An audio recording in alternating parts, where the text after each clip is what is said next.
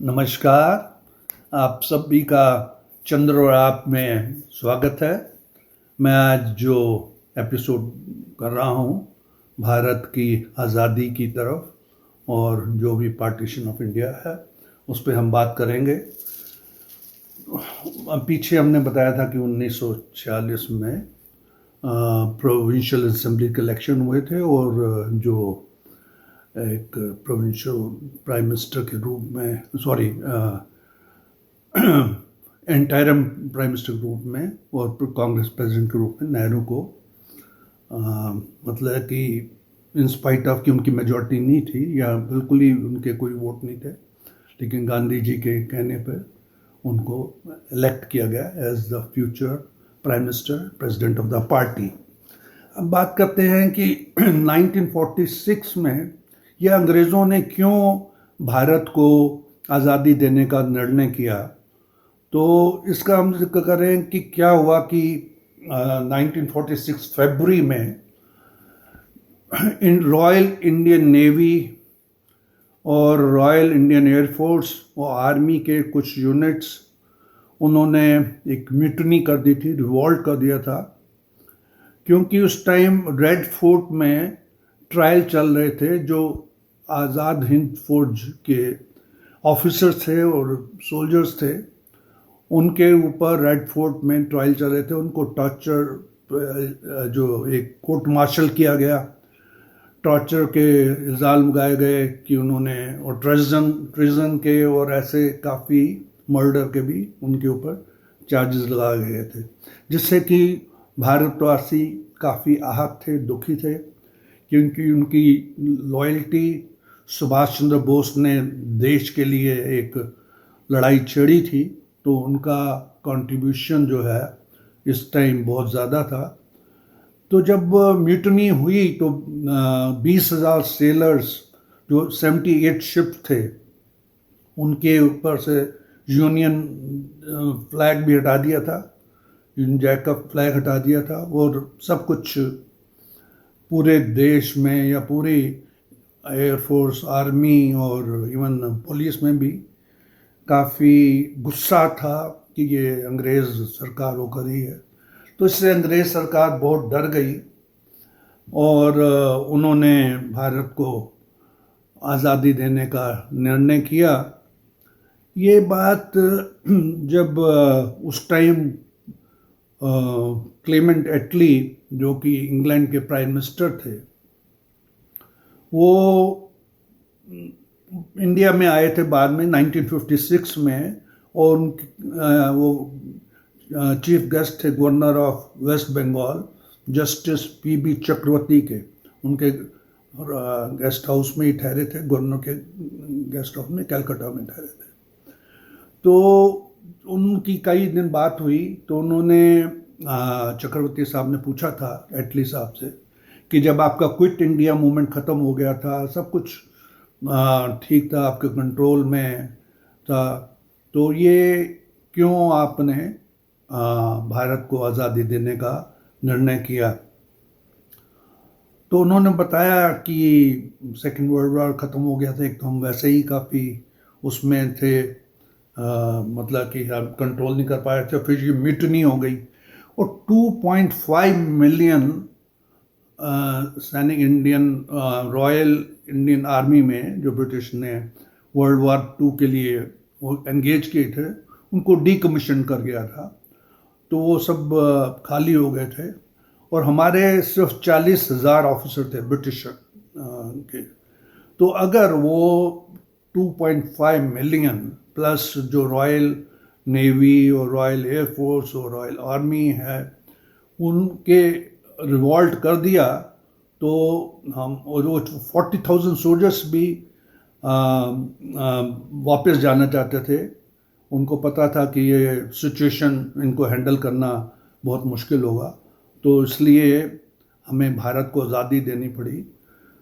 तो उन्होंने, चक्रवर्ती साहब ने पूछा था कि आपका गांधी का मूवमेंट या जो चल रहा था, सत्याग्रह वगैरह, तो उन्होंने सरकास्टिकली कहा कि उसका मिनिमल इफेक्ट था, गांधी जी या और ऐसे नॉन वायलेंट सत्याग्रह कितने टाइम भी करते रहते तो फिर भी हमारा ये रूल करते रहते, लेकिन जब इन्होंने नेवी वगैरह आर्मी और एयरफोर्स सब ने रिवॉल्व कर दिया तो हमारे पास कोई और ऑप्शन नहीं था, तो इसलिए हमने आज़ादी देने का निर्णय किया।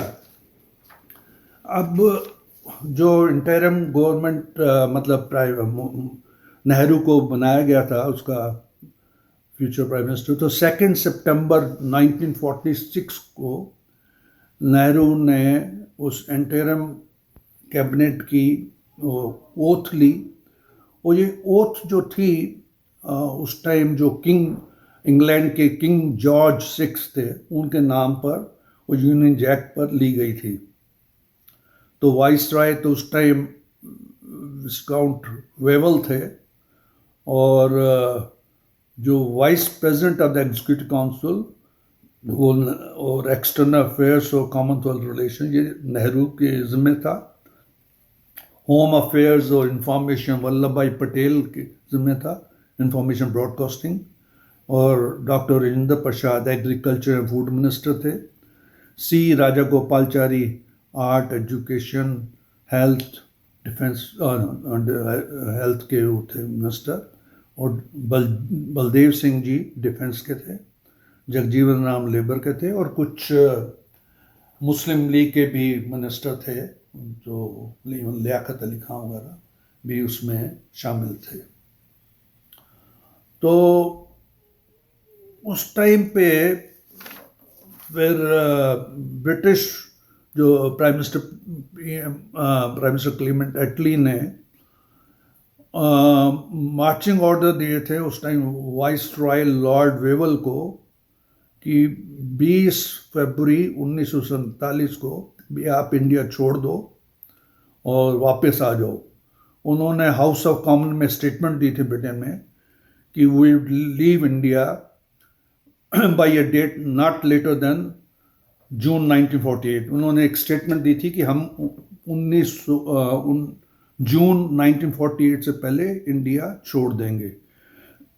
और लॉर्ड माउंटबेटन वो नए वाइस रॉय होंगे इंस्टेड ऑफ वेवल, जिनको वापस बुला लिया गया था। तो वो नोटेड मिलिट्री हिस्टोरियन भी थे। तो ये जो डिसीजन हुआ उसके बाद जब ये आप यहाँ पर आए अपना वाइस रॉय बन के लॉर्ड माउंटबेटन और उनकी वाइफ एडवीना माउंटबेटन। तो इसके बारे में थोड़ा सा बैकग्राउंड दे दें कि क्योंकि ब्रिटिश भी चाहता था, और डिवाइड एंड रूल की पॉलिसी पर चल रहा था कि इंडिया को डिवाइड किया जाए, तो उन्होंने M16 जो वहाँ की सीक्रेट सर्विसेज है ब्रिटेन की, उन्होंने ऐसा अरेंजमेंट किया था क्योंकि वो नेहरू की नेचर जानते थे कि वो थोड़े से रसिक हैं और एजुकेशन उनकी ब्रिटेन की है, और उनका इस टाइम काफ़ी वो इंटरिम प्राइम मिनिस्टर भी बन गए हैं। तो एडवीना को पहले से ही 2 बार, एक बार पेरिस में और कहीं जगह पर फॉरेन कंट्री में इनकी मुलाकात कराई गई थी, और इनको आपस में काफ़ी नज़दीक आ गए थे एक दूसरे के। तो जब जैसे ही 1947 मार्च में एडवीना अपने हस्बैंड के साथ आती है इंडिया, तो नेहरू और इनके फिर रिलेशन में एक बहुत प्रेम की पींगे बढ़ाने लगे, और इनकी दोस्ती बहुत ज़्यादा गहरी हो गई। तो कुछ ऑफिशियल सीक्रेट्स भी उनके साथ शेयर किए थे एडवीना के साथ, जिसका कि उन सीक्रेट्स का रिवील करना देश के लिए बहुत नुकसानदायक बना। और जब बाद में वो पार्टीशन के बाद या इंडिया इंडिपेंडेंट होने के बाद भी माउंटबेटन ऑलमोस्ट 2 साल रहे थे यहाँ पर इंडिया में एज गवर्नर जनरल, एंड तो और वो भी रही एडवीना। उसके बाद जब तक मीना की 1960 में डेथ नहीं होगी तब तक इनमें वो मतलब आपस में एक दूसरे को लेटर भेजते रहे। ये सब लेटर्स वगैरह भी वहाँ पर नेहरू म्यूज़ियम में अवेलेबल हैं। इन द मीन टाइम आपको बता दें कि जो हमारे नेहरू साहब, उनकी वाइफ कमला नेहरू की 1936 में ही उनकी डेथ हो गई थी। तो उस टाइम पे नेहरू तो यहाँ इंडिया में थे और सुभाष चंद्र बोस ने उनकी देखभाल की थी। तो खैर उनकी डेथ के बाद नेहरू बिल्कुल अपने आप को अकेला समझने लगे। तो उस टाइम उनकी जो सरोजिनी नायडू की बेटी थी पद्मजा नायडू, वो एक दूसरे के बहुत नज़दीक आ गए और वो काफ़ी एक दूसरे क्लोज हो गए। नेहरू तो उससे शादी भी करना चाहते थे, लेकिन क्योंकि इंदिरा गांधी उनकी बेटी, वो भी माँ के डेथ के बाद काफ़ी अकेली पड़ गई थी और काफ़ी, तो उन्होंने काफ़ी इतराज़ किया। खैर वो नहीं हुआ। अब हम चलते हैं कि 3 जून 1947 को एक प्रेस कॉन्फ्रेंस लॉर्ड माउंटबेटन ने करनी थी, यही कि date of independence of India और क्या विजन है उनका उसके बारे में। तो 2 जून को माउंटबेटन गांधी जी से मिलने आए और गांधी जी ने मौन व्रत रखा हुआ था क्योंकि वो नाराज़ थे नेहरू से और पटेल हुआ से। वो अकेले पड़ गए थे क्योंकि वो पार्टीशन के अगेंस्ट थे, लेकिन अब तो पार्टीशन का पूरा डिसाइड भी हो गया था। तो जब मौन व्रत, तो लॉर्ड माउंटबेटन ने पूछा कि आप गांधी जी पार्टीशन के लिए एग्री कर रहे हैं। तो गांधी जी ने, क्योंकि बोल नहीं सकते थे, एक पेपर पे स्क्रिबल करके दिया कि मैंने कभी आपको अपोज नहीं किया। उनका मतलब माउंटबेटन को, भाई मैंने आपको अपोज कभी नहीं किया। तो उन्होंने, माउंटबेटन ने इसका मतलब यही समझा कि ये एग्री कर रहे हैं। तो खैर उस पर 3 जून को 47 को लॉर्ड माउंटबेटन ने आउटलाइन किया कि डिवीज़न ऑफ इंडिया होगा और इंडिया और पाकिस्तान बनेंगे और ये 15 अगस्त 1947 को होगा और डोमिनियन ऑफ इंडिया, जो कि बाद में रिपब्लिक ऑफ इंडिया बना, और डोमिनियन ऑफ पाकिस्तान जो कि इस्लामिक रिपब्लिक ऑफ पाकिस्तान बना, और जो ईस्ट पाकिस्तान था जो 1971 में जाके अलग देश बना, Islamic republic of Bangladesh, peoples republic of Bangladesh, sorry.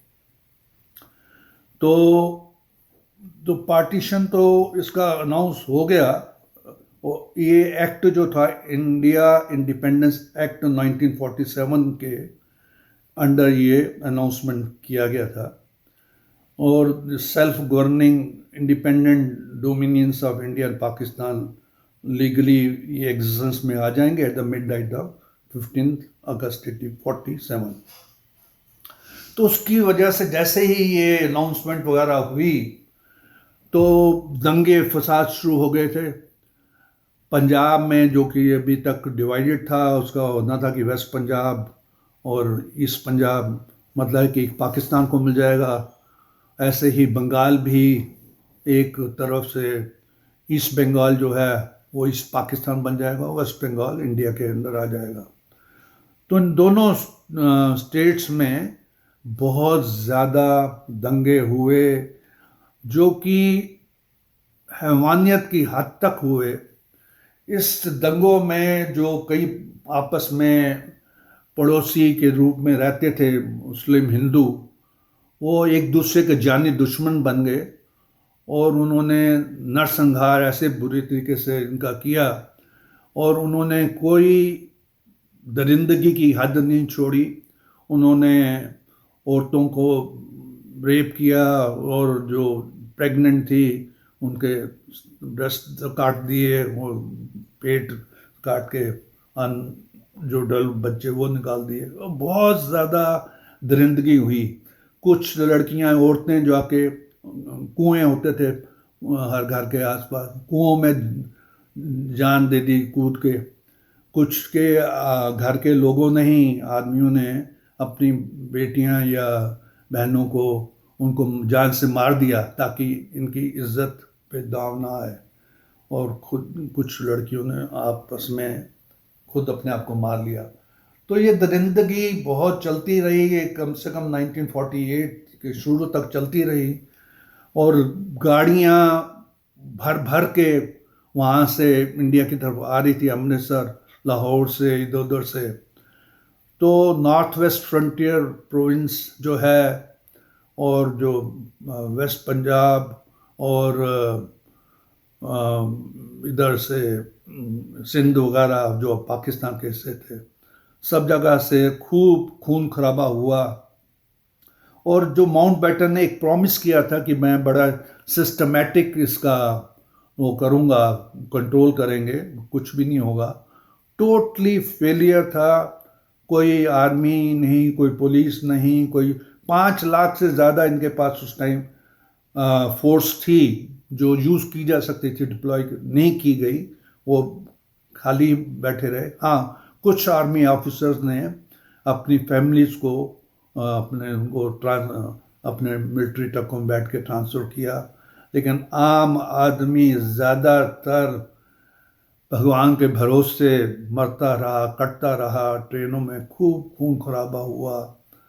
और जो भी उसको घोस्ट ट्रेन कहते थे, भूत वाली, क्योंकि जब वो इंडिया पहुंचती थी तो वो सब कटे, लाशें कटी होती थी। कोई एक आध बच जाता था कि जो अपने आप को खून लगा के बच गया। तो रफ एस्टिमेट के मुताबिक ये जब 48 तक खत्म हुआ तो 20 से 21 लाख हिंदू और सिख मारे गए थे इसमें। और पता नहीं 75 से 1000 से 1 लाख के करीब औरतों का रेप हुआ। और 1.5 से 2 करोड़ लोग जो है बेघर हो गए, जो कि अपना इंडिया की तरफ आ रहे थे। और उनको कोई रिलीफ कैंप वगैरह बाद में खोले गए, लेकिन जो आके वो मस्जिदों में ठहरे, जो खाली हुई थी। लेकिन मुसलमानों ने गांधी जी को शिकायत की तो वो उनको वहाँ से भी, मस्जिदों से भी निकाल दिया। ठंडी रातों में नवंबर की, दिसंबर की बरसातें हो रही थी और वहाँ से उनको निकाल दिया गया। तो उनके लिए एक बहुत ही त्रासदी थी, बहुत ही भयानक टाइम था। ये हिस्ट्री में रिफ्यूजी क्राइसिस जो था, इस टाइप का वर्स्ट क्राइसिस था। तो गांधी जी ने जो कहा था मेरी लाश पे देश का विभाजन होगा, वो बिल्कुल झूठा साबित हुआ। जब उनसे पूछा भी गया तो उन्होंने कहा मैं मर जाऊँ ऐसे ही। मैं इसमें एग्जांपल देना चाहता हूँ कि हमारे सिख गुरु तेग बहादुर जी, जो कि उन्होंने भी हिंदुओं को प्रॉमिस किया था, हिंदू कश्मीर के पंडितों को खासकर, कि भाई तुम्हें धर्म बदलने की कोई ज़रूरत नहीं है, मैं तुम्हारे साथ हूँ।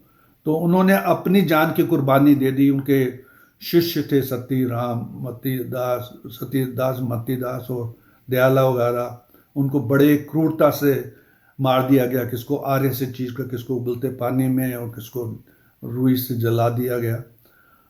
और उसके बाद गुरु गोविंद सिंह, उनके जो बेटे थे गुरु तेग बहादुर, उन्होंने अपने 4 बेटों की कुर्बानी दे दी हिंदू धर्म की रक्षा के लिए, और ताकि ये बचे, और खुद भी वो शहीद हो गए। लेकिन गांधी जी का इसमें, तो इसके बारे में हम फिर आगे बात करेंगे। तो आज बस यहीं समाप्त करते हैं। आशा आप कहूँगा इसको, वीडियो को लाइक कीजिए, शेयर कीजिए, सब्सक्राइब कीजिए। आपका धन्यवाद।